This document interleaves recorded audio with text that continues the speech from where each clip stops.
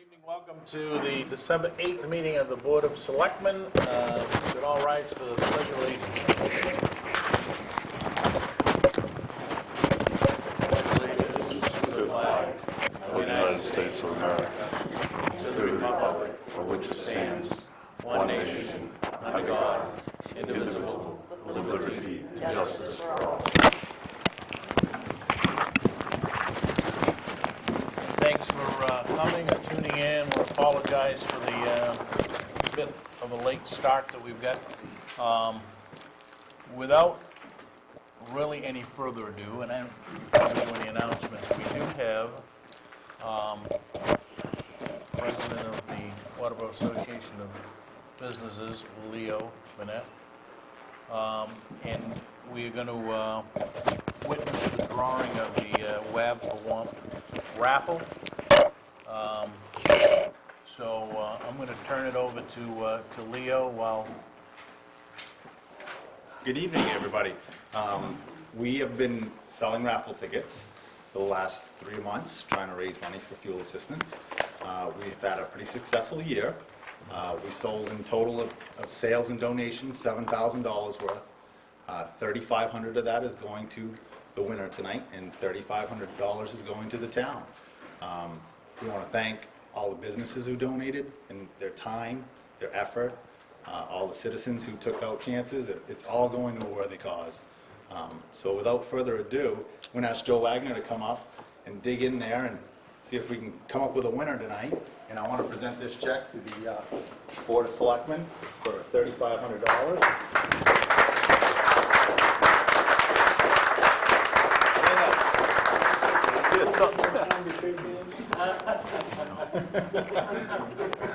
How's that?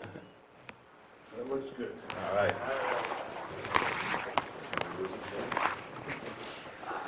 All right. Here we go. See if I can get that in my wallet. Yeah. And the winner is Steve Kasperzak.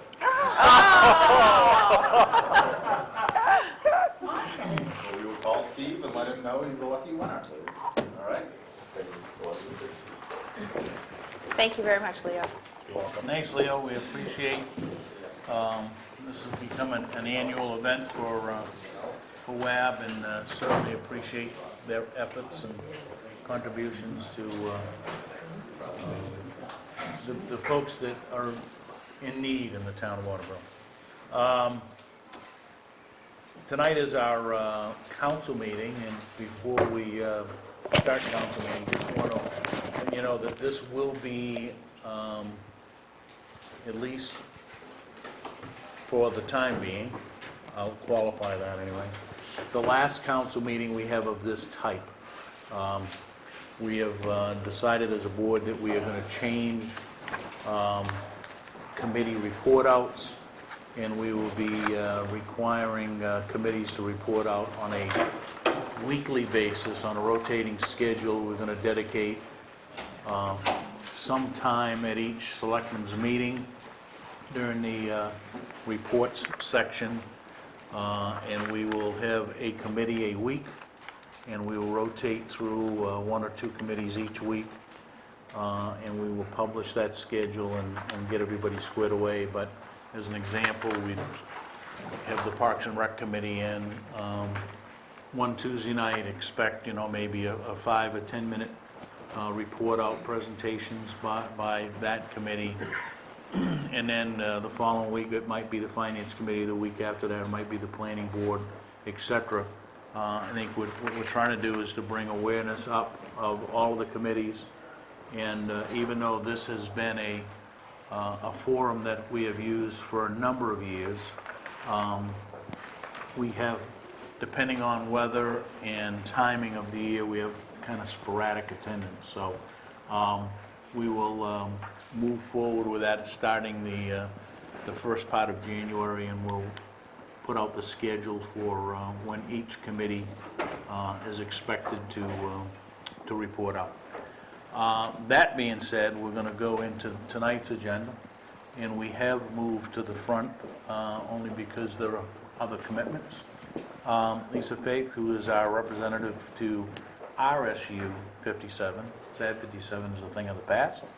So I'm going to introduce Lisa.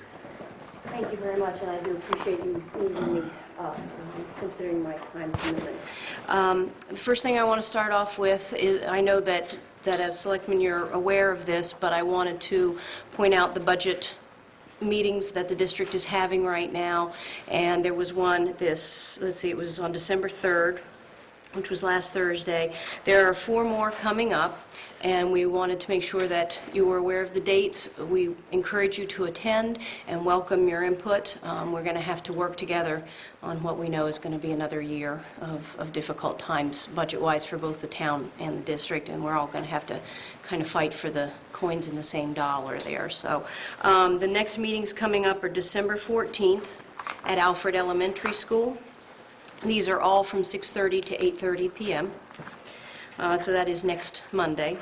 December 15th, which is a week from today, on Tuesday, at Line Elementary School.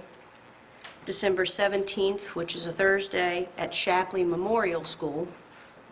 And December 21st at Lyman Elementary School, and that is a Monday as well. I want to highlight that those meetings are not a time to discuss what we are foreseeing as the curtailment for this year, which is the state saying they're taking funds away from us as they did last year. So those meetings are not to discuss the curtailment issue. Those meetings are to discuss the budget for the 2010-2011 school year. So we're looking for input, and it's along the lines of a public forum, and encourage not just the selectmen, but anyone who's interested in coming. We're encouraging them to come and be in this early phase of the process that we're going through there. I do want to let you know a little bit about the curtailment. The figures will not be finalized until the legislature votes in January. They're harsh figures yet again. We're approximating right now $766,300 will be cut from this current year's budget, and that's what the state will take away from us, and we'll have to find a way to cut that out of our current budget. I can only tell you what is public knowledge, and that is that we have 3 proposals that have gone forward to the Budget Committee that list several different scenarios of how we can make those cuts.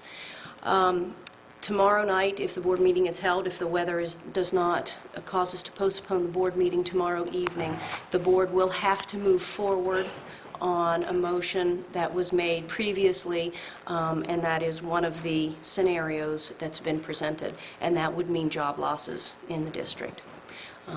And if you want details on what those job losses would be, I can certainly share that with you, because it is public knowledge. I would be interested in knowing.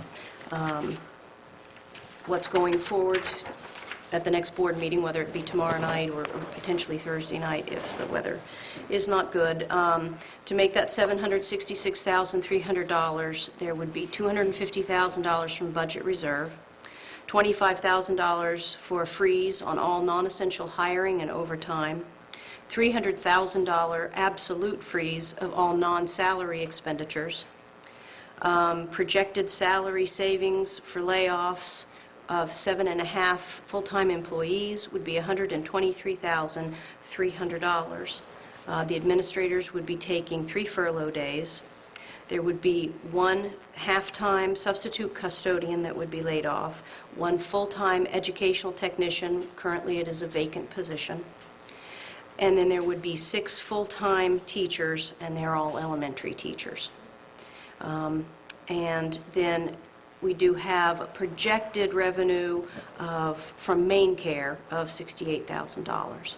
So that would create the $766,300. That's if those figures stand. However, when the vote is taken by the board, notices will be given because of the contractual obligations. We must give 90 days notice. We need to move forward with that. If we do not move forward with that, to begin now for that 90 days notice, we'll have to lay off more people if we wait until the legislature votes in January. If people are given their notice and the cut is not as large as we anticipate, we can possibly scale back on some of that. If the cut is larger, we will have to make try to find other cuts. These are simply projected figures, and we won't know them until January. There have been other offers made. The offers are simply on the table. Nothing has been accepted, but that has to be voted on at the next board meeting.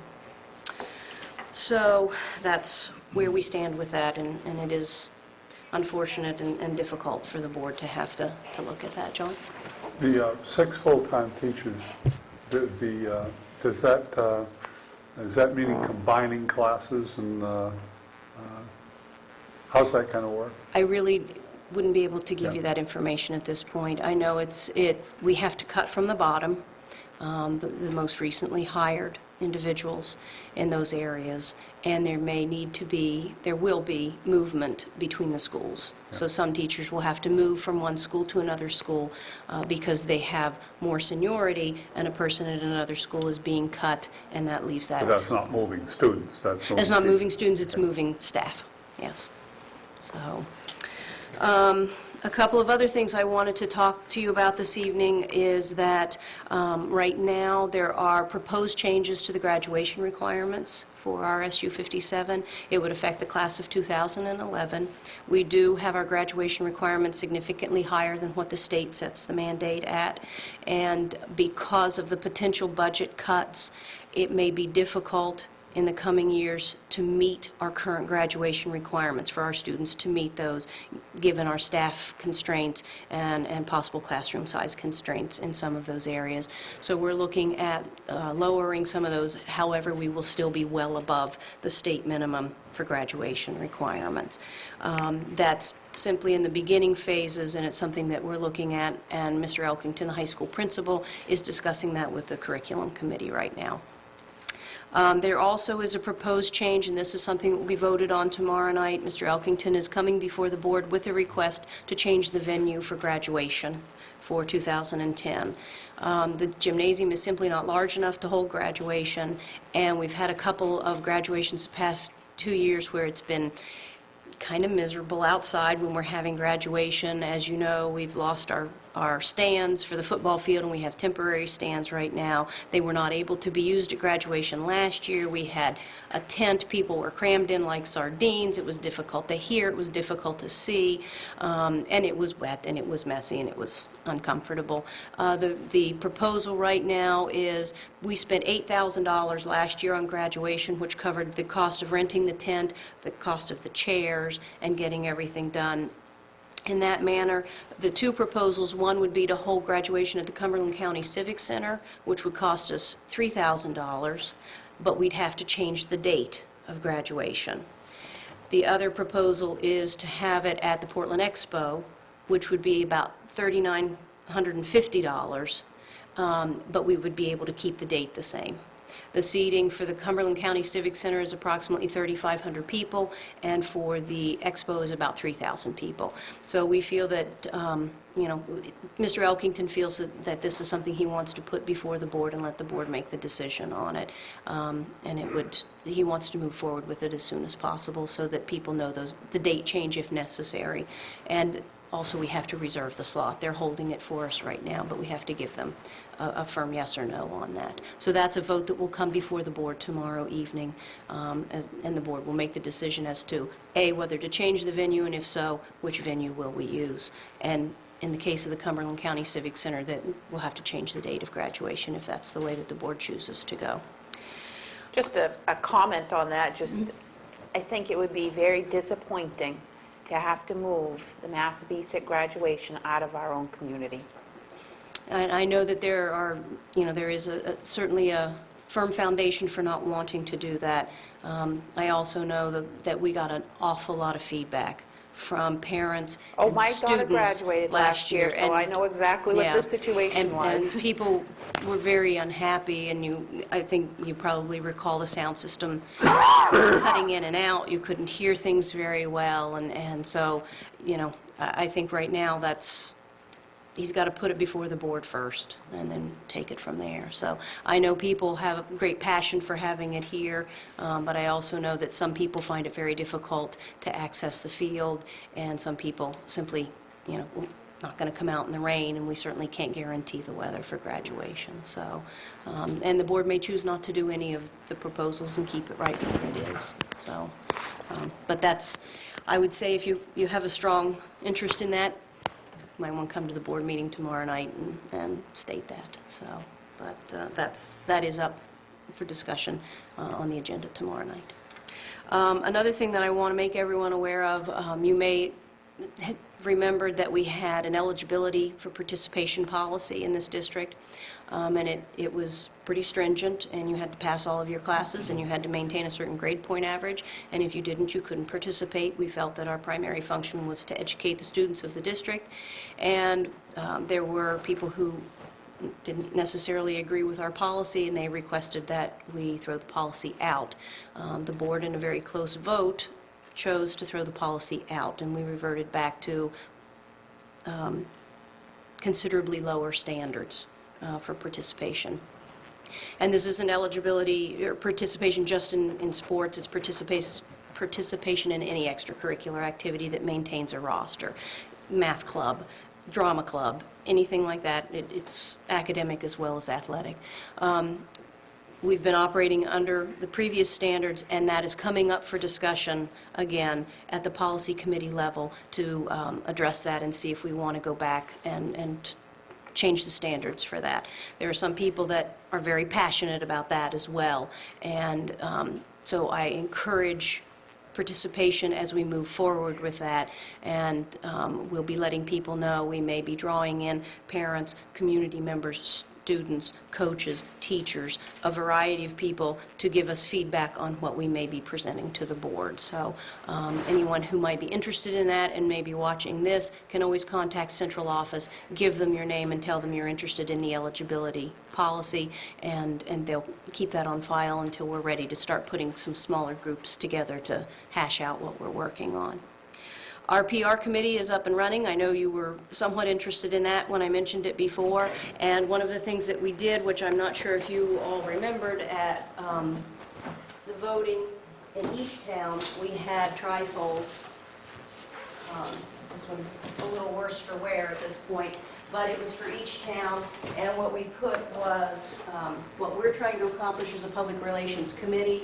We had a sign-up sheet included with it to have people sign up if they were interested in receiving information from the district. Obviously, parents who have students in the district receive information on a regular basis, but we were very interested in trying to include people who don't have children currently in the district anymore and want to know what's going on with everything.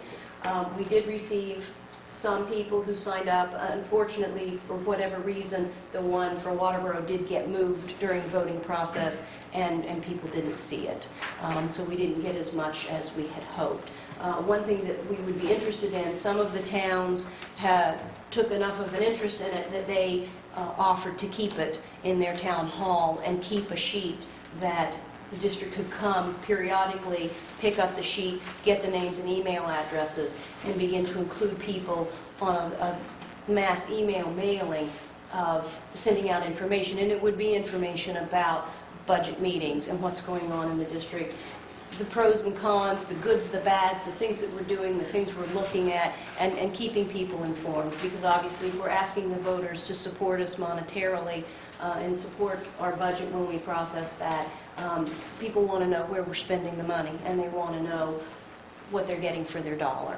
And so this was part of the process, and these public forums on the budget are all part of the process as well. So if it's something that you think the town would be interested in finding a spot for, that we could maintain this trifold and people could sign up and be included on the email list, please let me know, and I'll make sure that you can have this and anything else that we'd update along the way. If you don't mind, I'm going to set it up so people, because they see the back. Yeah, and it's not interesting back there. So, Can you go on the RSU's website anywhere and sign up for that as well? At this point, I don't think they have that included. We are currently reworking the website and each school's website. One of the goals of the PR committee was to make them not all of the same, but similar, so that if you went on Shapley Elementary or Shapley Memorial's website, everything would be located regarding the district in the same area as it would be located on Waterboro Elementaries or the M.R.S.A Middle School. So it would be easy to go from one school to the other, be able to access the district's information, and then have the individual school itself have its own section off to the side that would discuss what's going on in that school as an individual school. So we're in the process, the technology department is working through getting updated pictures of all of the schools and getting everything lined up so that it will all be coherent and consistent on that. So,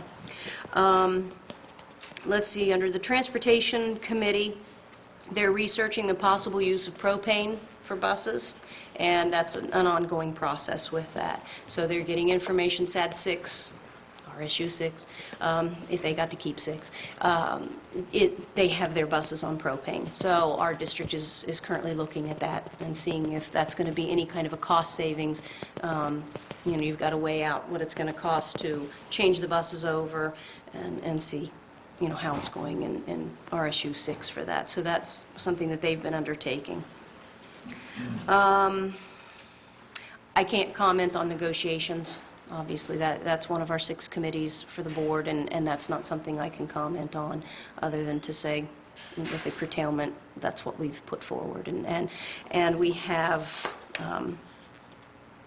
you know, if you wanted a copy of the other 2 plans that have been put forward, I can see to it that a copy gets sent here. I have mine, but I have things written on it that you can't read, so you can't have that one. So I can't comment on negotiations. And also on PR, we're also working up a brochure that we'll have at each one of the school board meetings so that anybody who comes to the school board meeting will understand the process of how the school board meeting is run and what policies are associated with why we run the school board meeting that way. They'll understand how they can speak to the school board, how they can sign up to stand up at hearing of delegations, and it'll be something that we can keep at the meetings at all times and people can refer to. So that's a brochure that should be coming forward probably in January that we'll have at all of the meetings. And I know with the change that you all are doing to the council meetings, that this particular forum will change. I wanted to bring to you that, as I spoke to the superintendent, he wanted to let you know that if at any point you would like for either Mr. Sherburne, the superintendent, or Mr. Brockman, the business manager for the district, to come and speak to you, especially as we go through this budget process, they are more than happy to do so. And obviously, if you can let them know as soon as you possibly can so that they can get that scheduled in there, that they'd be more than happy, more than willing to come and do any kind of presentation that might be helpful for you as we move forward through all of this. So- It's unfortunate we couldn't attend the meeting last week, but we already had another commitment Sure. that had been planned well in advance Yeah. of that Waterboro meeting. Right. And I think a couple of us have talked, we want to hit some of the other meetings, but And what I can tell you is they're all the same. The format is all the same. The meetings will not be different. It's simply what will be different is the input that people give. So that might be what you would hear that would be different, but they don't plan to present any different information at any of the meetings than any other meeting. So it's all the same thing, and they're all formatted the same way. So if you attend one, you know, it's not necessary for you to attend them all. They're pretty much going to be cookie cutter, other than the input that's given. I by the certainly different didn't want the people. school board or the superintendent to think that we didn't have an interest because none of us were at the Waterboro Right. meeting. It's just we Yeah. had another And I do engagement that appreciate evening. knowing that, because there was concern. Yep. There was concern that no one from Waterboro had attended. And so I'll be glad to pass that information along to them, and I'm sure they'll take some comfort in that. So, but if you have the opportunity to attend any of the other 4, I know they would welcome you there. So, are there any questions? Just a comment, it sounds, you've got a full plate, very, very important decisions coming up. It's got to put a lot of pressure on you, the board members, to try to do the thing that is best, and it's tough. I'm sure you can have some late meetings. Yeah, we're not the most popular kids on the block, so, but that's, if you got into this trying to be popular, you got into it for the wrong reason. Right. I was approached, and I don't know what the cost factor is on that, on this particular thing or not, but I was asked why the selectmen won't have the school board meetings televised anymore, and I indicated to them that it was not a decision that we had any control over. And I'm wondering, I don't want to put you on the spot, but I guess I am, in the sense that is there any contemplation by the school board of reenacting or videotaping the school board meetings again so that the public can see them? We're trying to come up with some creative ideas. It was approximately $10,000 to videotape the school board meetings, and we felt in the last round of budget cuts that that was someplace that we could cut. And one of the reasons was because in the 6 towns, only 2 and part of a third one received the broadcast of that. So we felt that it wasn't reaching everyone anyhow, and that it wasn't a good use of the district's money to videotape something that not everybody could see, and a vast majority of people couldn't see. We know it's difficult for people to come to the meetings, but they are public meetings, and we just felt that $10,000 could be better spent on supplies or, on something else for the children or the school maintenance, that we could cut that, and that we weren't reaching the entire district. We're trying to be creative. We've looked at the possibility of having some of our students take over that in a journalism aspect, but that's still very much up in the air, and I think there are some ramifications to having someone else step in and do it, but it is being looked at. We simply don't foresee putting that kind of money back in the budget right now, given the crisis of the situation, and we do see it as a crisis. $766,000 in the middle of your school year is a crisis to us, and it's a crisis that people have to lose their jobs because of it. We understand why it has to be done, but we consider it a crisis, and we just didn't feel that money was best spent in that way right now. So There was a Waterboro resident that made the suggestion that the board tell the school to videotape those, but yeah, I'm sure that, the cable franchise being what it is, that you're right, that some of the communities that are in the RSU district don't all receive right. Waterboro's, like they won't see this meeting in Shapley, for instance. Right. So that They're lost, huh? yeah, it's their loss. I mean, they certainly would be privy to a whole lot of information. But Yeah. it's, Yeah, it was I think it's unfortunate. interesting to get this out there for the Waterboro people Right. that do tune into the Selectmen's meetings here. And Yeah. we're hoping we can get more and more to do so, that this information gets out, that it's, there was more than just Waterboro that was involved in Yeah. this, that there are other communities in the RSU that, Yeah. so. Well, and I was surprised how many people would come up to me and say, I see you on TV all of the time. I'm going, oh, great, but it was, Waterboro was one of the 2 towns that, in its entirety, of the people who received local access, that was one of the 2 towns that received it. But when, really most of your district isn't receiving it, you're not servicing the district. And we have to consider the fact that we're a district, and we have to, as a school unit, we have to encompass the 6 towns, and we didn't feel that we were reaching all 6 of the towns, and we weren't servicing the district properly with that money. So, and I think any parent would rather have seen us put $10,000 to better use some other way, so. Then there's you've got a school board meeting tomorrow night, Yeah, there is some huge decisions coming down. yeah, So something like that, where it may be 3 or 4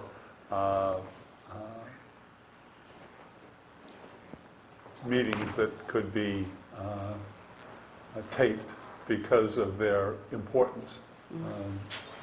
So that's it might come down to $800 or $900 rather than $10,000. But there's some meetings coming up, especially in some of the final budgeting type meetings, that will be very, very important for people to see. Right, and while I agree with that, I have to go back to the fact that only 2.5 towns out of 6, and we have to, as a district, we have to service 6 towns, received that transmission. So that's why we're trying very hard through public relations to make people aware. That's why we're getting things in the newspaper. Things are on the website about when we're holding meetings. And I know people find it annoying, those people who get the instant alert calls, because they'll get several of them in one night. But that it's also through our automated instant alert system. People within the district who have students in the district are made aware of meetings and important dates that are coming up. And that we don't pay for. And that was a misconception last year. A lot of people said, why don't you get rid of the instant alert? You got to be paying a lot for instant alert. We don't pay for instant alert. It came with our Honeywell contract at the middle school. And we have that for 5 years, and we don't pay a dime for it. So the instant alert is another way that people are informed of these things. And it's, I do have to keep going back to the fact that it serviced 2.5 towns out of 6. So we're on television now. The meeting tomorrow night is at 7 o'clock. It is. And it's at the At the high school. M.R.S.A Middle School Library. Middle school library. That's where all of our meetings are at the middle school library, unless we anticipate quite a large turnout, and then we hold them in the middle school cafeteria. So, are there any other questions? Thank you, Lisa. You're welcome, and thank you again for allowing me to go forward, and I'm going to take my coat that rings We won't, yeah. and leave. Please let me know if you want that Sure. trifold back, and I will pass on that, why you couldn't attend the meeting. Thank you very much. Good. Okay, moving into the rest of the council meeting.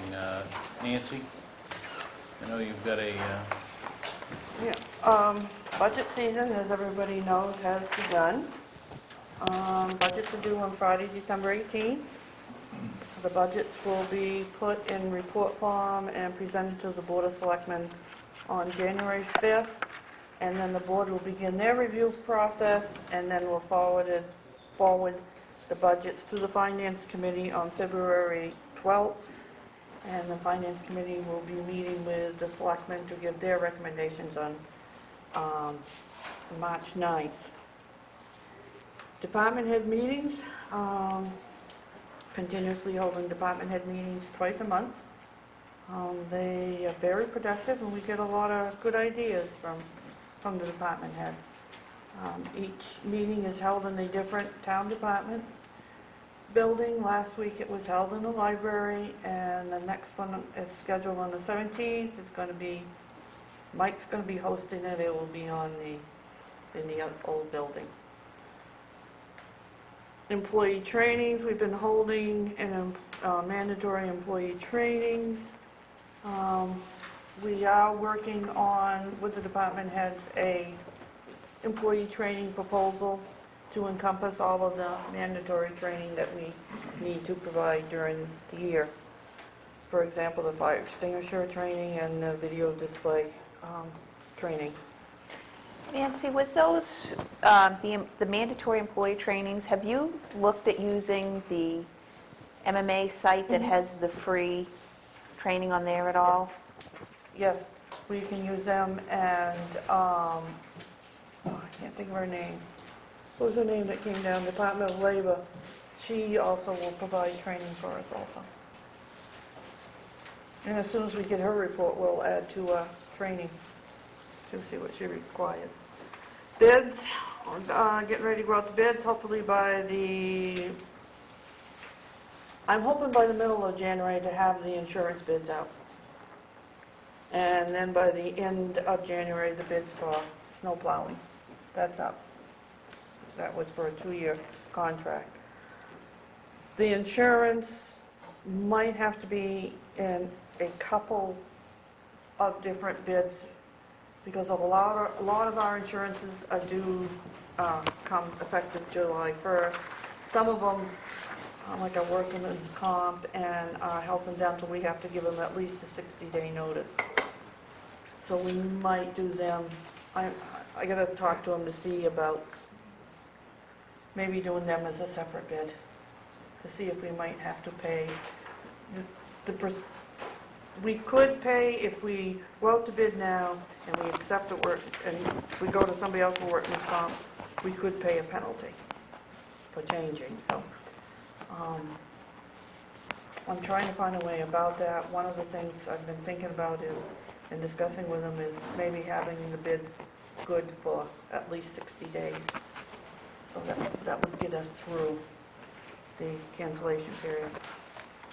And another thing I just want to just touch upon the subject is, I want to suggest a workshop to be held with the Board of Selectmen, the staff, and committee chairs. This is to do with grant solicitation. All grant requests need to be synchronized with Tom M.R.S.A. as he investigates grants, and this is part of his job as town planner, and all requests need to filter through him. Because this is important so that we don't have competing grants out there within the same grant pool. And as some state and federal programs may prohibit multiple grants in the same grant year, and in some cases will prohibit it on any subsequent year awards. So we have to make sure that I don't care how small it is, to make sure that it filters through Tom. And there's strict certification and state and federal regulations applying. And the Board of Selectmen should always give written approval or disapproval on any grants that's being applied for. Any questions, comments? Thanks, Nancy. Anything from the board? Town plan.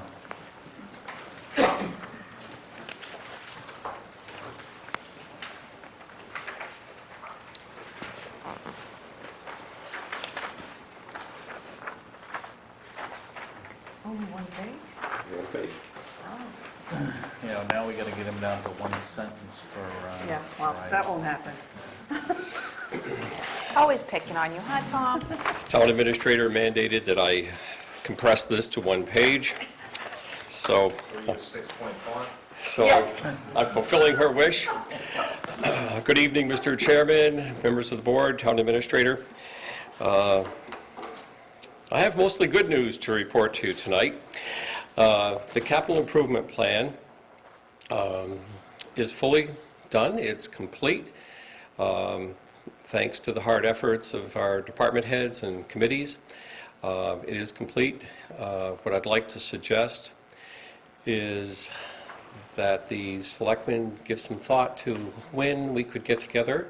I'd like to offer you a briefing as to what I saw in the composition of those projects, any explanations that I have, and any other detailed explanations certainly would come from the department heads or committee chairs. And additionally, if the board would like to do a joint meeting with the Finance Committee. Last year, Nancy said the process that we had worked well, and so we can certainly do it the same way this year. How it worked last year is I brought it to you, delivered you the product. You had any questions, you and I talked, and then I did a presentation before the Finance Committee. If you'd like to have a joint meeting, we can do that also.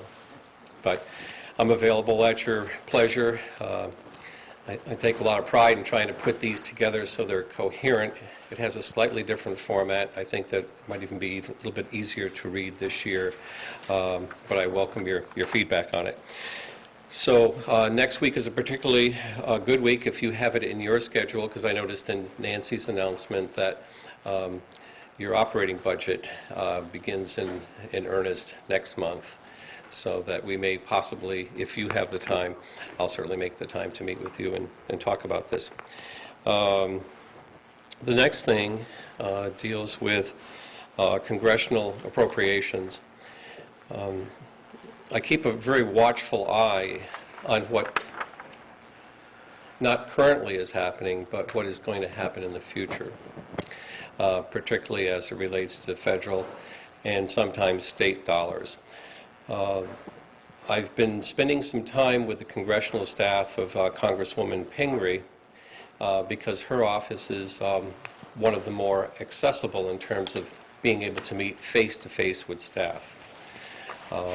Had some very good productive meetings with their staff, and I've mentioned their names here in my report, particularly Jackie Potter, who's one of their lead policy experts and is very well in tune with what's happening in D.C.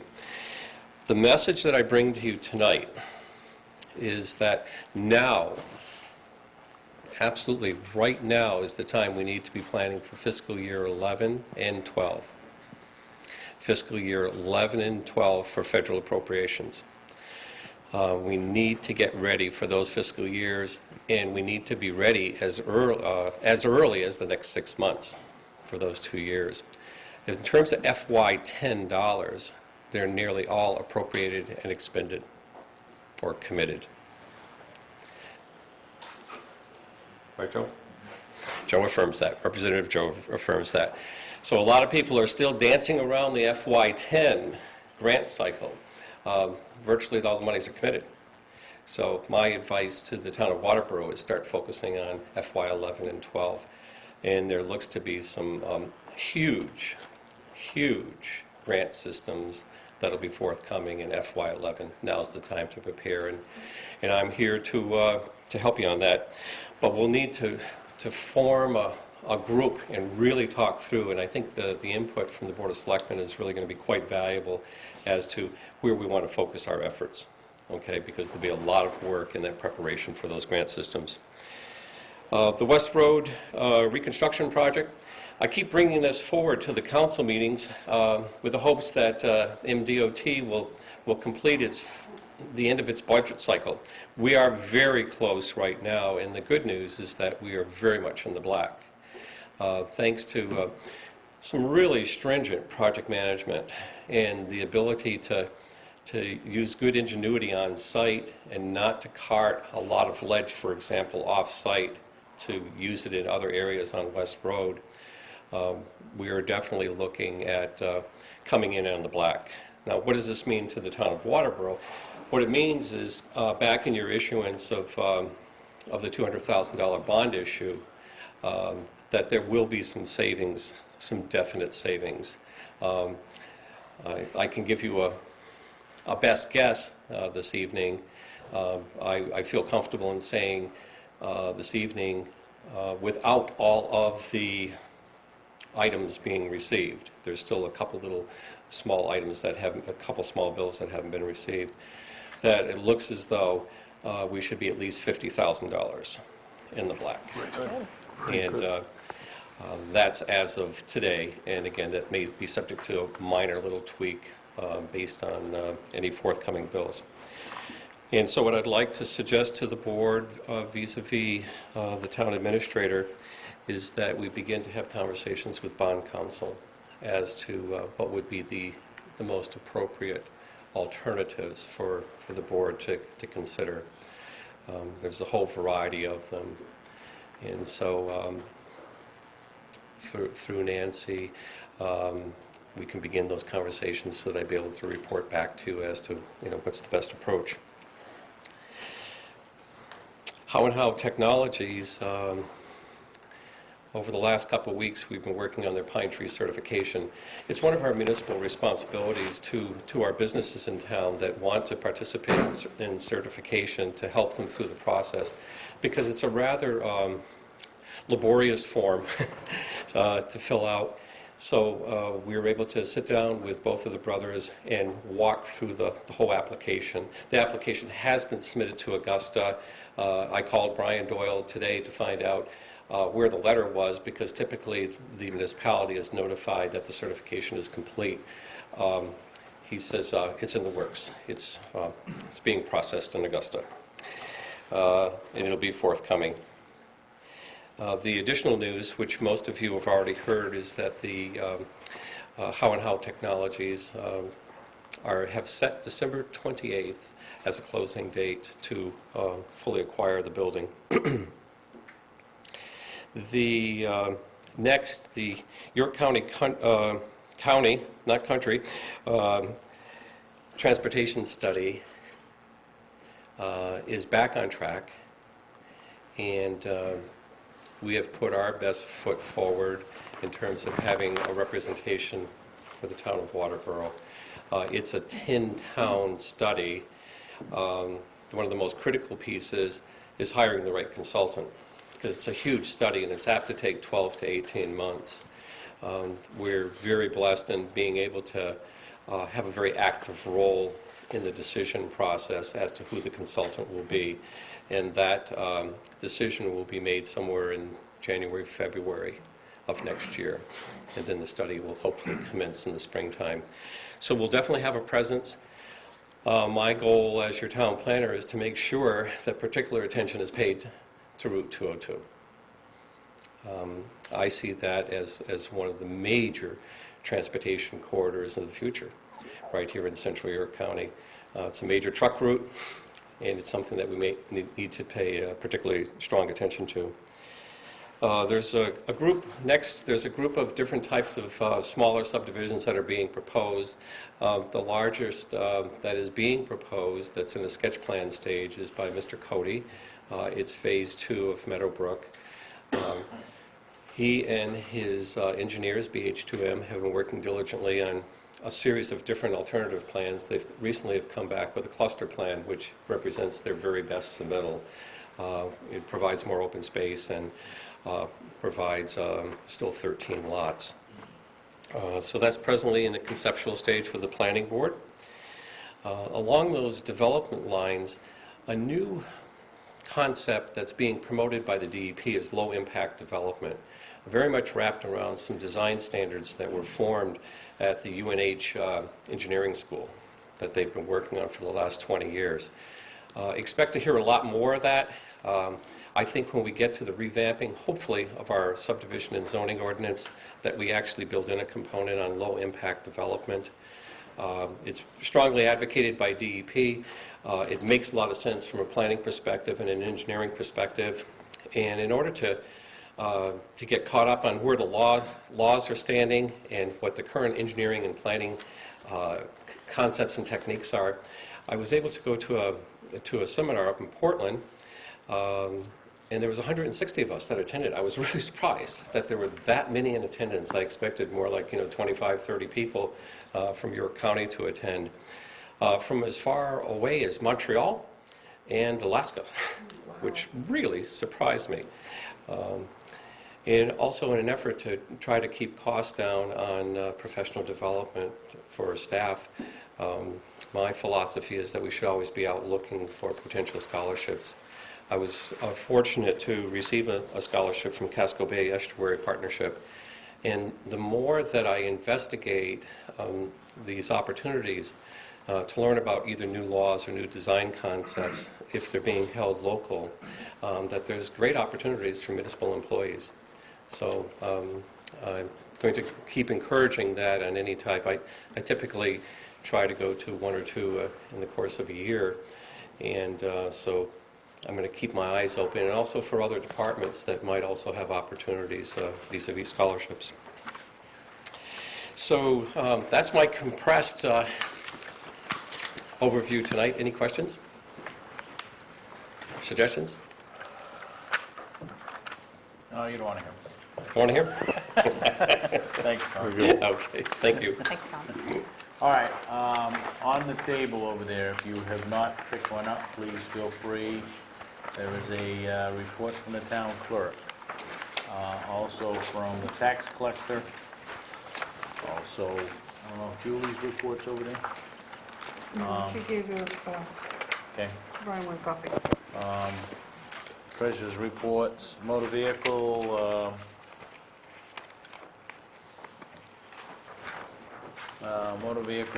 October, about 82 grand, November, down at 58, so there is some, we'll just call it degradation of our typically about 90,000 a month that comes in on excise. Also, from our animal control officer and constable, animal control officer Wade Andrews. A lot of dogs and cats headed to the Kennebunk's shelter.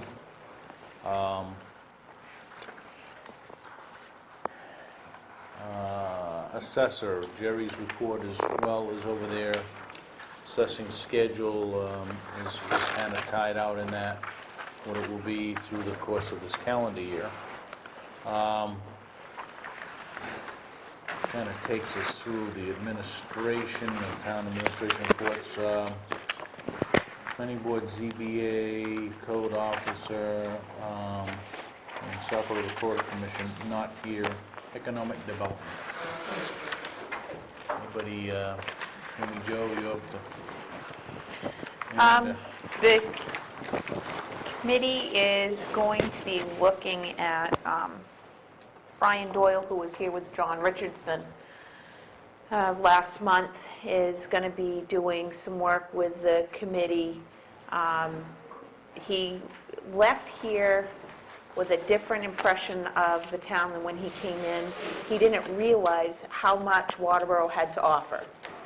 And so he's going to be meeting with the committee probably in sometime in January to discuss different options and things that might be available for the town to help us promote the town. There may be some grants that may be available for the town. So it's kind of exciting to be some of the things that might come down the pipeline working with his office.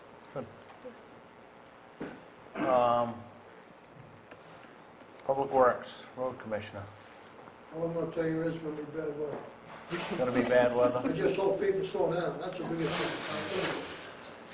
It's terrible. People just, there's tracks all over the roads where people just keep going off, and there's no reason for it, really, in my opinion. I'll give you a little report on road review. We've got a meeting tomorrow night, if the weather's good. Okay? Well, it shouldn't matter with road review, they ought to be able to just slosh through it and come out, right? Moving home. You're Thanks, gonna take Rick. your walkie-talkies and you're going home? Take your radios and go home. You're on loan. Let's move on to library. Ruth is not here. Dennis, Yeah. just to go back to road review, we Yeah. do have a member of the road review committee here. I don't know if he had anything additional to say, but they do have a guest speaker tomorrow night that some of us may be interested in. Yeah, Joe was talking with somebody from DOT, Yeah. and we're going to have a meeting tomorrow, weather permitting, with Joe and a representative from Maine DOT for some grant money where we could build some sidewalks and bike paths in the town of Waterboro for the schools. We don't have a lot of information on it yet. We're hoping to get a lot more out of the meeting tomorrow night. Good. And the meeting is 6:30? 6 o'clock. Oh, 6 o'clock. And I would presume if someone is coming from Augusta, that might be in question, but we'll see how that plays out. What I understand, he's going to be in the area all day tomorrow, so. All right, library. Just wanted to report that for the first winter ever, we had our first snowstorm and didn't worry about the roof leaking. And that is really, really good. Well, the fact that you didn't worry about it is that it didn't leak. No. Good. Pudding. I mean, by this time, every winter, we've been ready to have to get up there and shovel and roof rake and wonder if the person was going to come down through the roof. And so to have that intact is really a good thing. It was a long time coming, and it's done. Now we need to have it insulated. But already people are feeling like it's holding the heat better and that, you know, we're in much better shape. So we are grateful to celebrate that. This week is the holiday open house, and we have books and artifacts representing all the seasonal holidays that are going on. Santa will be on hand on Saturday. But anytime we're open this week, there are snacks and goodies. I want to mention that we were thinking, we had announced that we were going to have a book sale next Saturday, but it's such a busy time that we couldn't get enough workers together, and so we're going to postpone that into what we usually call the Cabin Fever book sale, which will probably come toward the end of February or early March, and we'll get plenty of notice about that.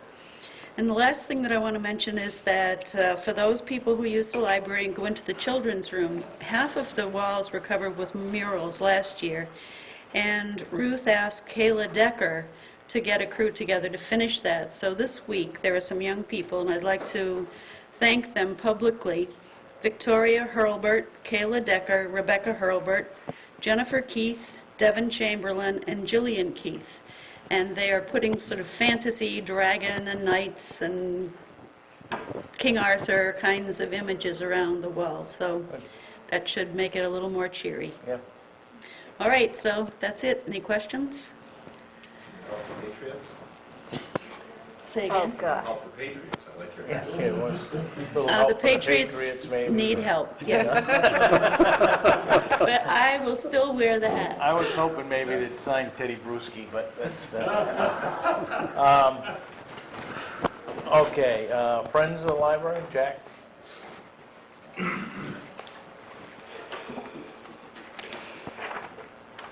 We've been through a major transition through the summer and early fall, and we managed to survive it. And those of you who have been through organizational transitions know how challenging that is to actually pull it off, and I think that we did. We hired Heaton Peabody, and we've had a very good experience of working with Matthew Eddy over the last 6 weeks, 7 weeks. I find his experience as town planner, economic developer, fundraiser, as well as just his personality. You've met him the other night. He's a very easy guy to be with, listens well, and we've really had a very profitable relationship with him over the last 6 or 7 weeks.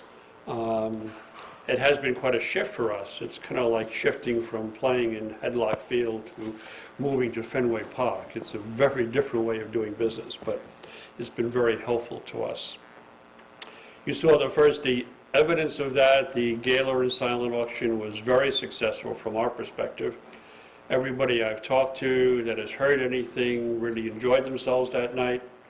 I think some people walked away with some great bargains. It was some 98, 99 items were actually auctioned off, and I had a lot of happy faces going out of there, so I suspect that Christmas presents were bought and to be enjoyed in many ways. But we keep working. We met last night. We are divided up some 15, 18 foundations, some of which could possibly give us $2,000 or $3,000, some of which could possibly give us $200,000 or $300,000. And starting in January, we'll make a real push at getting those applications out to these various foundations, some of which those that can give us a good, much higher chunk of money. Matthew has some contacts, some personal contacts, which give you a foot in some of those doors that ordinary folks don't quite get to. So we're hoping, but that money will gradually, we'll find out whether we get any of that money over the spring and summer. And we're hoping that that will be a big help to us to lower the cost for this new library that we're going to build. In addition to foundation money, we're looking at possible, also I picked up on Tom Hirsch's, but Matthew has a lot of contact in Shelley Pingree's office as well, and we hope to have some conversations with her. And we're looking for developing a process to move toward local donors and people making pledges and things along those lines. So there's a lot of work that we'll be doing for the next 6 or 8 months or more, and hopefully that will prove financially successful. We really appreciated the meeting we had with you the other night. Matthew was very pleased. He was very happy to get to know you. He met some of you at the silent auction, but certainly enjoyed the conversation that we have. And we found it very, very helpful. I have been wrestling with timelines, thinking of these foundations, we're not going to hear from them until various times in the spring or summer, looking at a June referendum, and I did some calendar work, and you start moving backwards as to when that has to be done and all that kind of stuff. It wasn't making a lot of sense, but I never thought of thinking of in terms of a November referendum rather than a June referendum.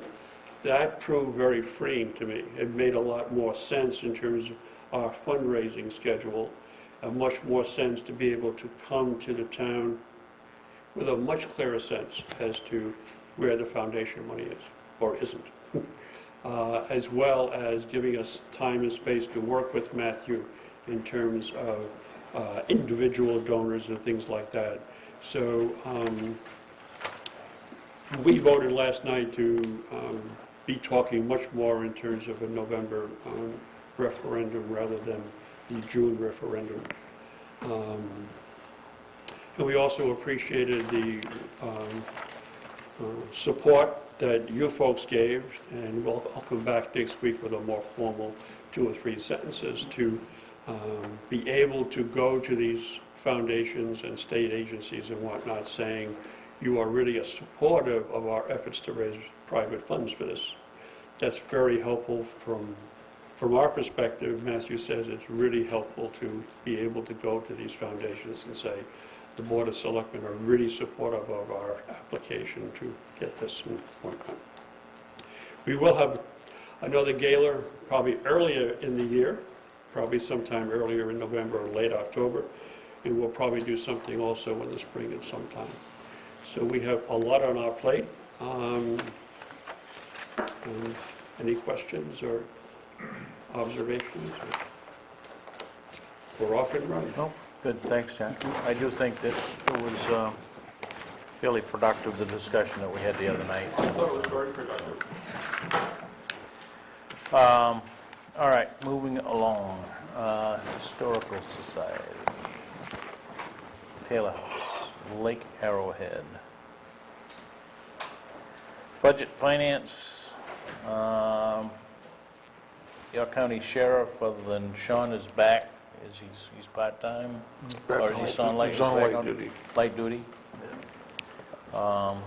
Subject, Waterboro Fire and EMS, Matthew, been very patient. We'll give you your 5 minutes in the sun. It'll be less than 5 minutes, okay? In the interest of Mike's time. Just a couple things. Staff-related issues.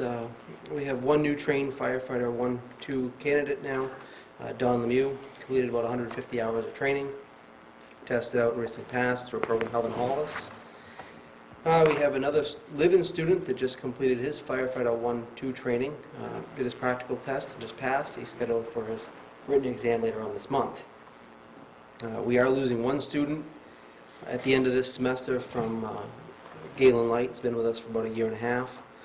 He's actually almost to the point where graduating with his fire science degree, and he only needs to have a couple more credits, so he's moving out. He's got some other commitments. So we're continuing with driver training for the new people. Each apparatus at Central, trying to get them all up to speed where everybody else is. Equipment issues. Our tanker truck has been out of service for a little bit of time, about a week now, week and a half. We had to ship it back to Greenwood for a warranty issue on the pump. On the annual pump test, it actually failed. It wouldn't hold the required vacuum. So therefore, we shipped it back, and we had some discussions with Hale, which is the pump. I had some discussions with the national representative for it, and they removed the pump from the truck, and they replaced a lot of the packings, and they've done a lot of work to it, all covered under warranty.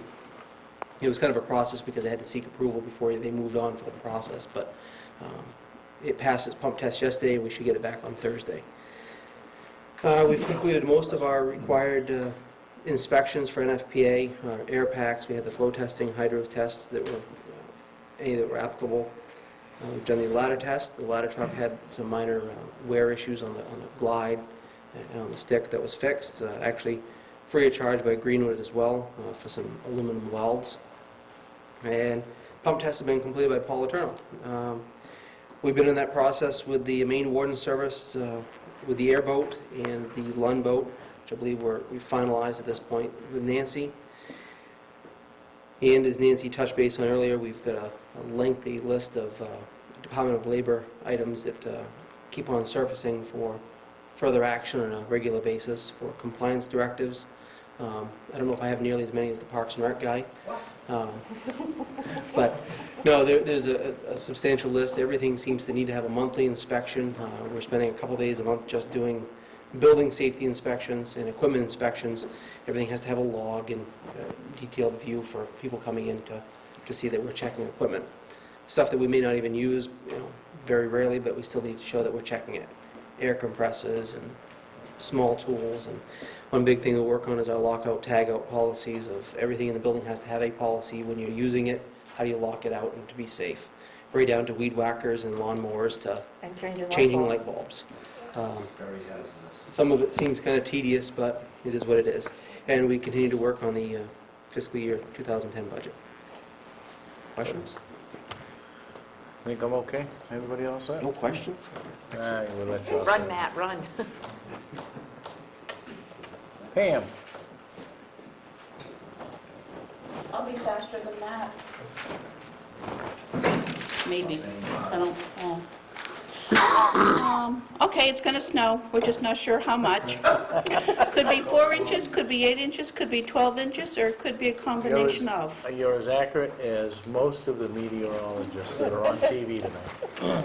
We'll find out Thursday morning how much Yeah. snow we're going to get. That's exactly right. Jason says it'll start about 10 tonight, according to everything he's seen. So And the we'll be and the watching woolly- at and 10 the to woolly see caterpillars. if we get them. We just have to wait and see. This is one of those weird storms they don't know. I did cancel going to Boston. I was supposed to be in Boston tomorrow for a seminar, and I thought, I'm not even going to chance it. I'd rather be here if something happens than down there. So, all right, Pick what's that happening? Hummer and four-wheel There you drive go. and you're there. I can go all around town, yes, you're right, but I don't have to be in Boston. Thank you very much. I did receive my professional certification certificate. I was going to bring it in and give it to myself, and I thought it was kind of dorky, so I decided not to do that. But it's the highest professional certificate you can get, so that was kind of a big deal for me. I became a national president. Amazing. I'm working on a few grant ideas. Again, there are a couple of grants that I heard about when I was in Orlando that I'm just putting feelers out for. They really aren't specific fire department, EMA, but they're specific for community grants. So I'll be chit-chatting with Tom, and one of them happened to be about sidewalks. So hopefully we're all thinking the same way, because I think that'd be a great idea. I am attending a dam safety workshop next week. Hopefully the dam owner from Ledgmere will be there as well. I know that I gave his name and address and all the pertinent information, so I'm hoping he'll be there.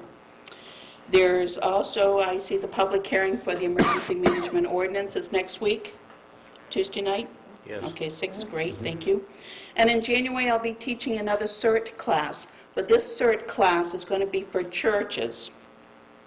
Basically, it's going to be a church CERT team where the churches would like to be involved and have people that are in their parishes that want to be trained to open shelters in their churches.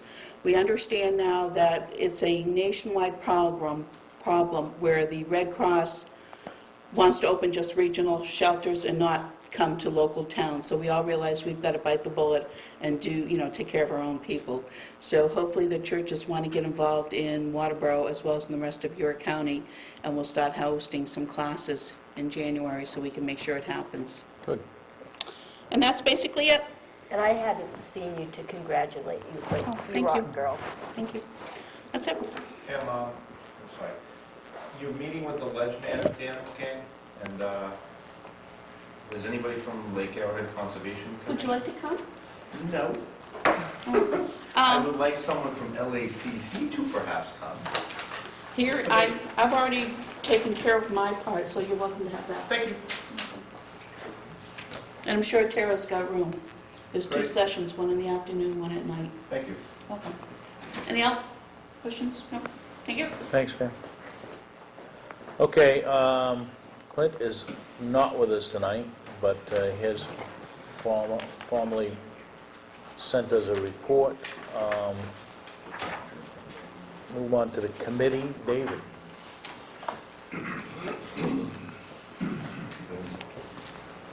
As you know, over the past several months, the Transfer Station Recycling Committee has been working on the following objectives. One, to minimize the cost of household disposal to the residents of Waterboro.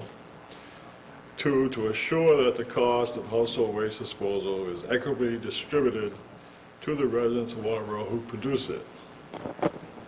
And three, to make and provide the needed facilities and mechanisms to achieve the lowest cost possible and equitable cost of distribution to the users.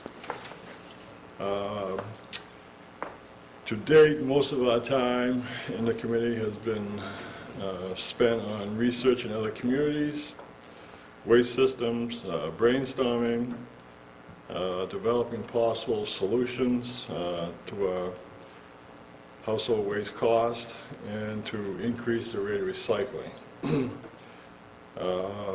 We have conducted surveys down to the transfer station. Some members have been spending some time down there on weekends, interacting with the public and talking with them on their thoughts and issues with them.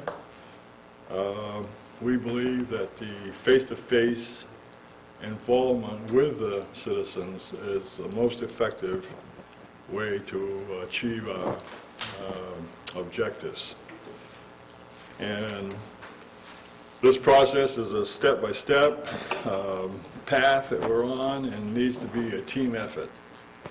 Not only by this committee, but the board in front of me and the citizens of the town of Waterboro. We encourage all board members to spend some time down there interacting with the public and talking with them. We're going to be seeking Waterboro residents to attend a forum, hopefully in February, maybe more than one, to exchange ideas and thoughts on how to reduce our costs and to increase recycling. We also have worked on and revised and the solid waste ordinance, and there is still more work to be done on that. The silver bullet that was delivered to the, what was it, middle school? I think it was the middle school. Yes. In what, October, maybe? Sometime this fall. 5 weeks? Yeah. Was filled and emptied, and it had 5,720 pounds of paper and cardboard in it, so that's a considerable amount of recycling there. There was also a silver bullet at the Lions Club and one out here in the town office parking lot. And we worked on a pamphlet brochure, which maybe Mike can cover a little bit better than I can. He and Carrie did a great job of developing that, which we'll be mailing out to all households, and we have some left over that we can use. Our next meeting is January 25th, I think. I'm not sure, but we meet at 6:30 on the fourth Monday. Is it fourth Monday? Third Monday? I don't know. Fourth Monday of the month. So looking for input. Like to have some citizens stop by and chat with us, and we will be seeking out citizens also. And really urge the 5 members here to get down to the dump and chit-chat a little bit. Thank you. It's not, even though I continually refer to it as the dump. The dump. It is the transfer station. Yes. So, Cindy can go down and sell stickers. yeah. I've been down there twice in the last 5 years. Guess it wouldn't hurt to go down one more time. Mike, did you have the brochure? I don't. Okay. I mean, I'm sorry, it's... There is a grant Yep. that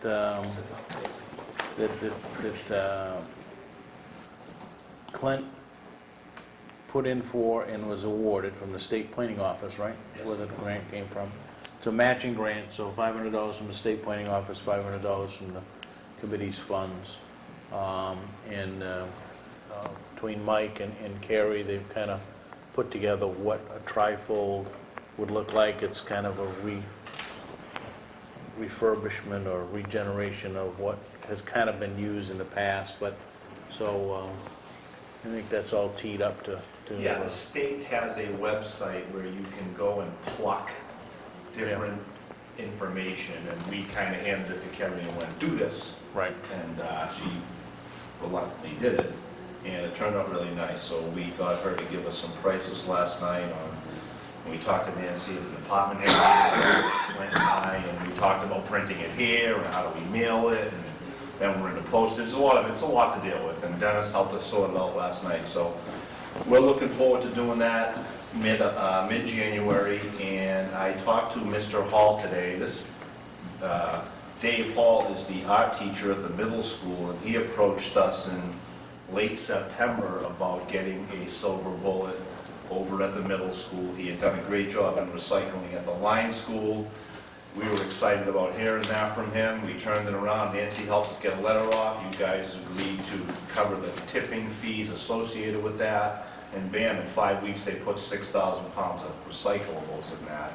I talked to him today. He's very excited about it. Kids are really into it. And we went back and forth with the committee, and I went back and forth with Mr. Hall today about doing some type of additional contest in March, pitting the 6th grade against the 7th grade against the 8th grade in that building to see who could kind of produce more stuff. And he's trying to do that.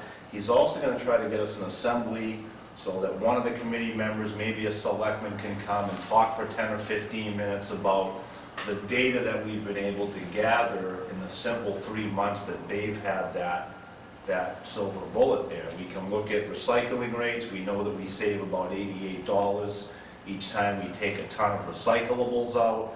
So he was asking me a lot of numbers questions. I think Clint's probably better off at answering them. I'm just starting to get a handle on it myself. So all in all, a great project, and we gotta keep spreading it around. Good. Since all you're talking, Now I'm gonna talk more. Parks and Rec. Thanks a lot, Mr. Chairman. We're deep into our sports season. It's certainly our busiest time of the year. And it's so successful because we have just got such amazing volunteers. We're talking about 16 recreational basketball teams going at once right now. And if you stop by any gym on Saturday, you'll see we're there all day. We open up the elementary school at 9:30. We close that at 6:30 this week. We opened up the middle school at 11:30, and we closed that at, I think, 8:30. We picked up 4 additional travel teams, and these are all Waterboro residents. So we've got 20 basketball teams of all Waterboro residents. And then last week, we had the district coaches come to Town Hall here, and we had 24 additional basketball teams. And 5 of them are not from the district. 2 of them are from Acton, 3 of them are from Arundel, but we invite them into our league. So we've got essentially a responsibility of 44 basketball teams taking place right now. 16 of them will disappear on the 19th of December, unless we get a snow day on a Saturday. We don't want that. And then we'll manage the rest of those 20 teams, the rest of those 28 teams deep into March. And in that time, we started last year by running a tournament, and we generated over about $2,200-$2,300 in just 3 weekend events of having people give us $1 just to show up and watch basketball. And we give out trophies, and we've been running that tournament for a few years now. Just never got the bright idea to sell concessions and to charge admission. And we got a little bit of flack for doing it, but for the most part, people understood. So it's a good money maker for us doing that, and we'll be starting that tournament on March 5th, and that'll take us right through the end of the season, and we'll wrap up our travel basketball program about March 20th. I think the finals will be this year. We've got 21 cheerleaders working with our basketball program as well, and we've got 17 girls participating in twirling, and they'll be competing on the state and New England level as well, and they'll be getting going with that in about a month or two. They practice every Wednesday night, and that program's like 23 years old. We've managed it for the last 4 years. We've got a Funergy program that we started this year. We're trying to work with the Maine Healthy Partnerships, and one of the things that we've had to do is kind of eliminate our soda sales next door. It just doesn't kind of jive. You're trying to promote healthy partnerships and selling Pepsi, giving it away at times, in fact. So we've kind of stopped doing that, and we're working on a Healthy Partnerships grant, and we've created a Funergy program that is working out really well. We've got 3, sometimes anywhere from 5 to as many as 11 kids on Wednesday come over right after school, and they do a variety of stuff. They have healthy snacks, they get some, if it's nice out, they'll play basketball outside, they'll do laps in the gym, they do different games that they can play and so forth, and we're hoping that we can expand that into down at Line School even, either late this year or into next year. So for our 5 sports programs right now, you've got basketball, cheerleading, twirling, our Funergy program, and our straight-up gymnastics program. Since July 1, we've brought in a little over $15,000, which is a significant, about a 15% increase over last year, which was admittedly a down year because probably of the economy. But even with our best year in 2007, I think you'll see our revenues, and we had talked about this last budget season, we're on pace to have about 110 to 100, hopefully, if summer goes well, and I think it will. We've got such a large amount of kids in 5th, 6th, and 7th grade. I think that we're looking at, hopefully, online to do $110,000 to $125,000 in revenues for fiscal year 2010. So right now, we're working on those programs. At our department head meeting, Nancy alerted me to a potential pellet stove grant. I'm going to look at that. You sent me the email link. I'll talk to Tom about it, and we'll see if that's the right thing for us. Certainly, I think we could, if they're willing to give it to us or reimburse us for it, running those huge blowers in the back room next door has got to be more money than pumping pellets into a stove. But we can analyze all that when the data becomes available. We had a trip last week over to the Longfellow House. We had a docent take us around and view the museum. I had never seen it. None of us, I think, on the trip had ever seen it. Had a really nice time. Got there about 10, did an hour and a half there or so, went down and had dinner at lunch at Gilbert's Chowder House, and then we went back and had a tour of the Portland Museum of Art. Had a really nice time. We got back here about 4 o'clock. We're going to put the bus away for the rest of the year. I've parked it. Hopefully it doesn't get plowed in too bad. I think we will use it. There's a couple of events that might require us to transport some kids to at the end of this month, basketball tournaments, but we'll see how that goes. We have Vacation Fun Camp next door, starting the day after Christmas for 5 days. We've had as many as 23 kids in there a day. We expect that we'll be busy, and Pete has really made a huge difference for us, our custodian and maintenance man. It's been huge. I mean, it smells good next door. That's a wonderful thing. So he's really, really helped us a lot. He's great with anything. Him and Mike, boy, I tell you what, between him and Mike, Mike's having some health issues right now, but he's actually feeling better. Between them two, I think you've really got an asset on your hand there going forward with light maintenance tasks. I mean, the siding on the back of the building was done there by Pete. So we can talk about that more as we get into budget season here with regard to repairs and so forth. Has he stepped into your office yet? Or hasn't he dared? Yeah, well, it's basketball-y in there right now. We're trying to dress 20 basketball teams, so we've got a little bit of a mess, but we'll clean it up soon. A few sweaty socks. Yeah. So I appreciate your patience. Thank you. Thanks. I owe you a budget. What, 12 days? 11, 10 days? You haven't got it there yet? Yeah, you'll It's done. call, I just haven't sent it. you'll call Friday morning. and say, No, it's already done. when is budgets due? You did last year. Okay, moving along. Old home days. Been very, very patient. Very patient. I actually Cindy, don't. I'm sorry to interrupt. Cindy is our most amazing volunteer for Parks and Rec. Thank you. Glad she's here. I Cindy enjoy is it. just about in everything. You always see this face around everywhere. Every once in a while. I have a meeting next week to submit our budget. Our meetings really don't start until January, and we meet twice a month, so more reports will come at that time. We are looking at a couple of people in the next couple of weeks that we are looking into somebody donating money to help cover for the fireworks. So that's, and we put out for another bid. So at the next meeting, hopefully, we have some of this information to give you, but right Good. now, we don't meet. All right. All right, Thanks, thank Cindy. you. Ospey Lake Association, Nothing's going on until April, other than in February, they want to have a one-day selling food down at the lake during the fishing tournament, and they wanted to know if they needed a one-day food license.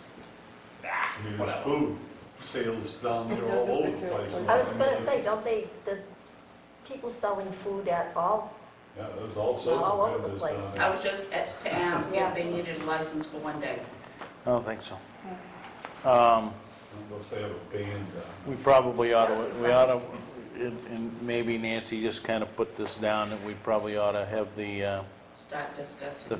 the fish guys in the tournament. FBT. Yeah. So, cable TV, soccer, cemetery committee, Waterboro Land Trust, any report? Any general discussion? We were Joe? gonna ask for some committee feedback tonight about volunteerism in the Right. general discussion. We kind of sent that out. If anybody has, let me get, Joe, do you have any comments, questions? Just spoke to Jackie Potter from Shirley Pink Results today about the library and a couple other follow-up things as well. Tom Mercer's quite right in terms of fiscal year 2010, money's gone, with one exception, and that is the weatherization money. I'm in contact with John Brodigan from Efficiency Maine to make sure that we're still on the radar, possibly for that. So. Good. Yeah, one of the things that we had, I think we sent a notice out to everybody that during this kind of changeover of what we're going to do is we're really trying to see if we could stimulate some increased volunteerism, and we know it's getting tougher and tougher all the time, but and would at least like to take a few minutes if anybody has anything to offer. Offer up for suggestions or comments or whatnot. There's money out there for CERT. If anyone wants to join the CERT team, I can give money. There's $30 million just sitting in Washington for CERT teams. Wow. So I want that money to come to me, but I gotta have people that want to participate. I told you I would attend. I know in January. April, not January. Oh, April, okay. So we get me past basketball. How many people do you have to have a CERT team? You should have at least a minimum of 6. 1 lead and then 5 people, so there should be at least a minimum of 6 to make a team. And what's the Can you requirements? tell us what is involved in being a team member of CERT? CERT stands for Community Emergency Response Team. Basically, you go through a 20-hour class, which just gives you a little bit on fire suppression, meaning how to use a fire extinguisher, a little bit on search and rescue, which means if you had a tornado, you could go into a building that's not collapsed and right on the door, you know, that you've gone through it, a little bit on first aid, CPR. Then it gives you just a little bit of instruction on, okay, are you going to be just answering the telephone for me during a disaster? We use people during non-disasters. We have them do flagging training by a licensed DOT person that they can do flagging. We've had them used at the H1N1 clinics, the vaccination clinics. We've used CERT people, just keeping people in line, registering people, giving them their vaccination cards. They can be used to do a wellness check on elderly. We've used younger people in a different town where they actually do a shovel out program. There we have a town where the people that took the class are all retired agents of some sort or other from the law enforcement field, and we call them their spook CERT team. But they can do they're good during a disaster, but people use them during non-disaster, such as a church CERT team could be used for shelter. As a shelter manager, as just a shelter worker. The CERT team could be used to just prepare food. We know there are people that want to help, but they don't know what to do. There's always something that somebody can do, but to be certified, you've got to take that 20-hour class, your name goes on a register, and then we can actually put in for a grant that says, the one I keep talking about is a team that's in New Mexico. They got a pickup truck and a trailer to carry their signs and all their supplies, because what they do is go door to door during bad weather. They're in the higher mountains. But they got a $20,000 pickup truck and a trailer. So, but they happened to say we needed this for their team. They were specific to doing something. Get an airboat. Just wondering how we can get that, did I catch up? No. No, he's I was just wise. making a comment. So I'm just looking for people that want to volunteer, that can help, that we can give them something to do, whether it be non-disaster. They could help do traffic control at Old Home Days. We've had them do that 3 years in a row when Paul was doing the Old Home Days. We had the CERT team do the traffic control. And it worked because they're just extra people that can help do something, that take away resources that... I will get you 2 people, Pam, so you've got me plus 2, that's halfway home. Okay. David? What happens, I mean, this outfit in New Mexico, they get a $20,000 truck, okay, so it's paid for by the government. Who maintains it afterwards? There is now sustainability funds that FEMA has put out. For a while there was no sustainability funds. Now they've decided that there was so much equipment being given back to FEMA, because once people went through their grant process and had like the airboat or whatever, when the monies ran out, the towns could no longer afford to take care of the equipment, that they were giving everything back. So now they did put in language that says, we will sustain whatever you have for equipment. So, but the local emergency manager did pick up the small cost. The other good thing about being under a CERT team is if it comes under emergency management, it's covered under Title 37B, which means it's covered for workers' comp and liability, which is a good thing, because I know there's always that issue of, well, what if somebody falls or what if something happens? Well, you'd be covered, so that's under the statute. The thing I was thinking when you were talking about this, I was thinking, gee, if people around town really heard this and was really aware of it, I think there'll be quite a few people that might be interested in doing this. And I'm just wondering, church. I talk to churches, I put ads in the paper. It always seems to be more engaging after something's happened, and now you've got people that say, okay, geez, I could have helped there, I want to help now. So it's almost like I got to wait for the next disaster that's not around the holidays, where people say, okay, I've got time to take that 20-hour class. I'm thinking that some people, though, they enjoy cooking, they enjoy doing this type of thing, and if it just seems that there'd be 6 people out there and then some that would be interested. Well, I just talked about it yesterday in Yarmouth, actually, and I'm going to be going down in March and doing a CERT class in Knox County for a church group, because Knox County doesn't have a CERT instructor. So, it's just, they're willing to do it. So, yeah, we'll be glad to do it. And again, I'm just all about, there's money out there, and if we don't take it, the Red Cross is going to, and we need it here. Okay. Why does the Red Cross get all of that anyway, if the municipalities are being tasked with undertaking the responsibility for having local shelters, if the Red Cross is going to be more regional? Why couldn't we get some of that just to fund the local shelters? Well, that's where I have to start campaigning and say, you know what, I'd rather have your tax dollars come to me instead of a donation. And again, it's not going to be a contest about who's getting the money, but Red Cross has come out and said, we no longer have the volunteers to support every town's shelter program, so we have to do it regionally. And all throughout this country now, last week when I was in Kentucky, the people in Kentucky are having the same issues. They're saying, our Board of Selectmen, our council, do not want our citizens to go out of town 20 miles away in bad weather. It just doesn't make sense. So regionalization is good for some things, but when there's bad weather, you don't want to cut them away. Now, the Red Cross puts in for grants just like anybody else, because they've always been the main focus for mass care. They've always gotten the money, which is why now Citizens Corps has this $30 million that was allotted from Congress, but you've got to be able to substantiate it, say, okay, I've got a team that can do this, this, this, and this, so we need to do this, this, this, and this. And that's just how it starts. We've got to be able to prove that we have teams that we can support with funding.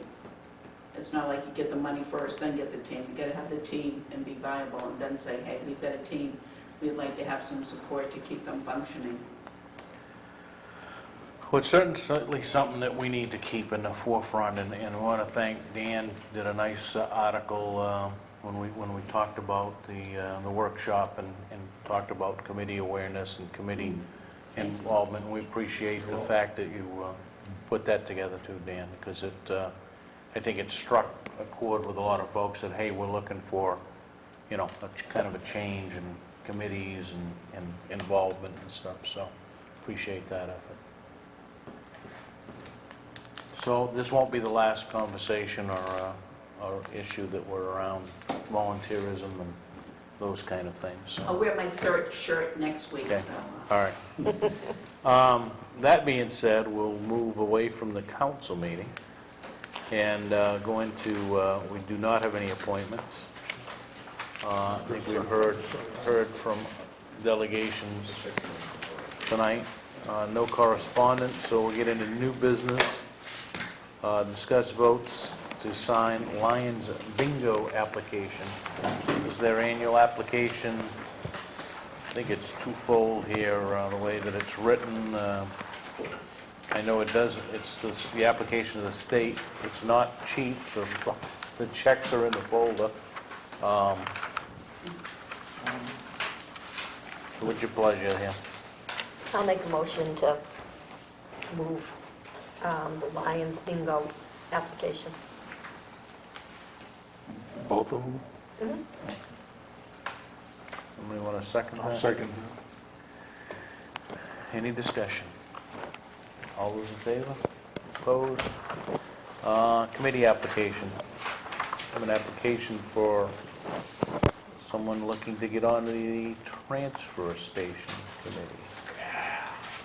Now, this is somebody new, so we would have to interview. Yeah, I would at least, no, it's not that same person. Not a It's different she. person. Right. So, yeah, I would just, maybe we can have Pam set something up just so we can meet the individual, Mhm. and then go from there. Sounds good. Before next week? Yeah, maybe we can do it just before the meeting. Yep. Do we need to have that as an agenda item, or? Yeah, I think we'll, You can put we'll vote. just Yeah. put them in as, and then we'll carry over the committee application into old business next week. Schedule workshop, we've had a request from an individual who is looking at tree growth penalties. We're at a request to set up a workshop with the Board of Selectmen. We said that we would at least set that date and workshop tonight. I know holidays are getting shot, but what is your, we really got a couple of weeks and then we hit the holiday break, kind of, so you want to do something before the Christmas holiday, or do you want to? What How if long we- does this take? I think it's a matter of, just going over. Jerry has, I believe, submitted our communications to the landowner of what the ramifications are, and I really think it's just a matter of sitting down, like we have with although we did that through legal counsel in the last couple, but I'm not sure that Doug is proposing that we do that with the legal folks, but to at least sort of sit down and walk through. By waiting a little bit, does this person incur any additional penalties or I would, I guess, interest? my put is that, no, it's a matter of, it's got to be resolved. They're older situations that have been uncovered, right, as we went through the cartridge issue, and we just need to take care of them, I guess, one at a time, so.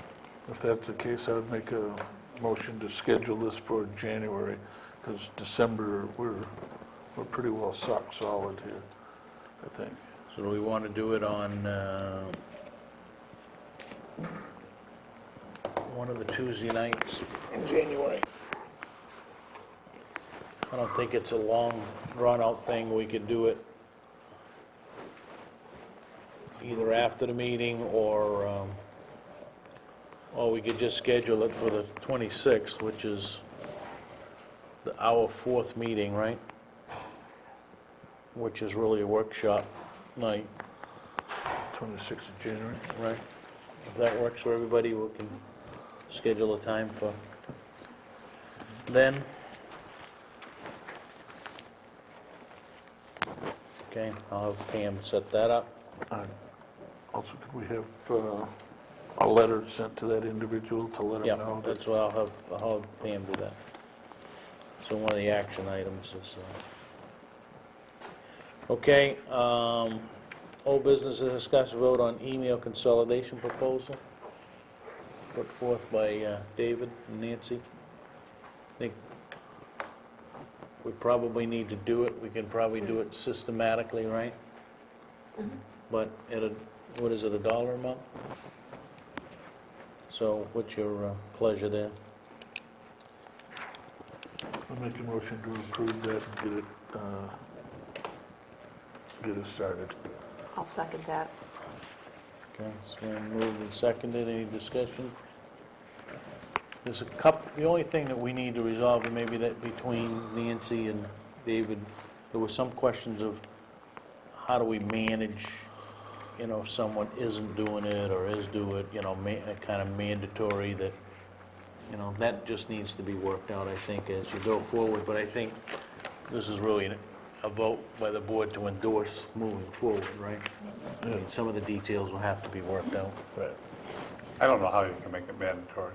Seems to me that it's something that we're offering that keeps people more tuned in, and it's a benefit. And if a person doesn't want to accept the benefit, then you can't force it on them.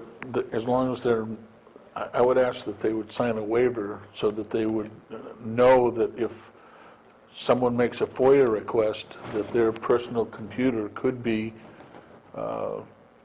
subpoenaed, or, the records that they have on there would be subject to public review.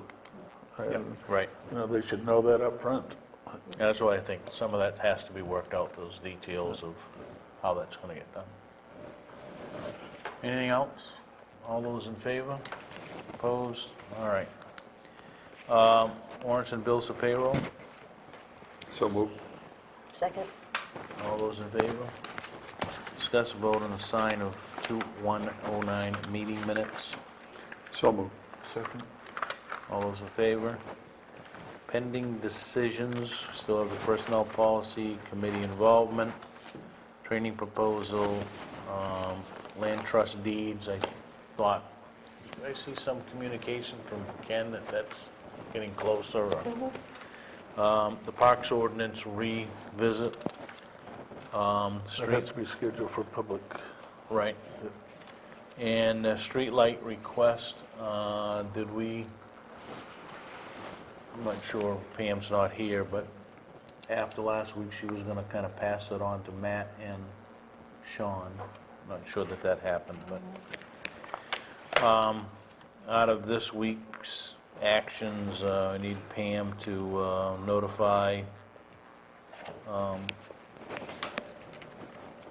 Doug on the scheduled workshop. For what, Chris? On the, just a notification of the workshop on January 26th to the landowner. What about the capital improvement plan with Tom? Yeah, capital improvement plan, Need to set a meeting. yeah, why don't we put that on this, items for next week's agenda would be a discussion of how do we want to handle the CIP presentations, right? Next week, we do have a public hearing.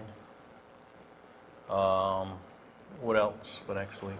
I'd like to place on the agenda the discussion regarding handicap accessibility to the town hall.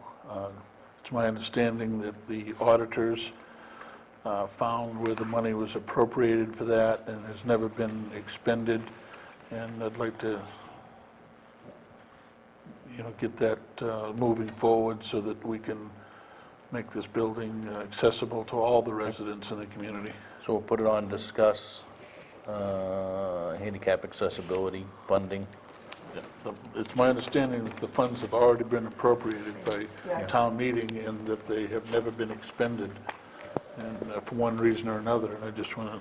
Well, the other thing that we need to do is, what is it that we, specific that we need to do? I think there's been a myriad of, oh, you got to do this or that or whatnot. We need to spell that out. So let's tee it up and we'll go from there. And it wasn't found by the auditors. It was during the audit thing, I noticed when we had the discussion, they didn't have it as a carry forward. So it's been there. Can we talk about the road budget next week? I think Nancy sent us out the budget, and there's no money left there. You So I mean think- this current year's For this budget? current, yeah. Yep, okay. So I think we need to, she We- sent us that out, I think we need to review it Yeah, and talk about I agree. what we're going to do with that. And the auditors still haven't gotten the journal entries to Julie to finish that up. What's the holdup with that? I sent them an email and said, let us know when you need them, like ASAP. Is it time maybe for a letter to go from the board? Let me try this one. Usually when I send it to Ron, he's really good about responding, so. Okay. And then I brought up a couple weeks ago about a grant that was awarded to the county of York for energy efficiency. And it was in the Journal this week that some of those monies are going to go towards municipalities, and I sent Nancy just a little bit of information. I'd like to get some information on that and see with what we need to do over at the old town hall, if that's some information we can get on, Good idea. can get. Well, it's Because I just- have a feeling a lot of municipalities are going to try to get that, and it's limited funds, so I'd rather not get left behind in that. Right. So let's plug it in, just York County Energy Efficiency Program, or grant, or whatever. Okay. What else?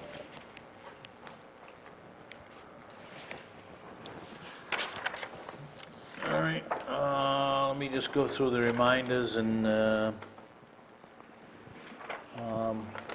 items needing signatures, warrants and bills of payroll, minutes of 2/1, the poverty abatement that we voted on last week. There is, I think, the final deed in there from the land sales, Lions Bingo application, reminders, WAB Business Development meeting tomorrow morning at 7:30. Road Review Committee tomorrow night at 6 p.m., pending weather, but inside the road review, nothing stops those guys. 7 p.m. Land Trust meeting tomorrow night. Friday, the 11th, the York County Community Action will be here at the Town Hall. If you have an appointment for fuel assistance, and you do need an appointment. Saturday, cribbage tournament at 8:30 a.m. at the Town Hall. Monday, 6:30, Town Hall, Finance Committee meeting. Monday, 7 p.m., Parks and Rec at the Town Hall. And Tuesday, there'll be a public hearing on emergency management ordinance here at the Town Hall, followed by the regular Selectmen's meeting. We are going to go into a workshop for the selectmen's budget items after this meeting, but I would entertain a motion to adjourn this meeting. You got it. Second. All those in favor? So we will stop broadcasting, but if you can keep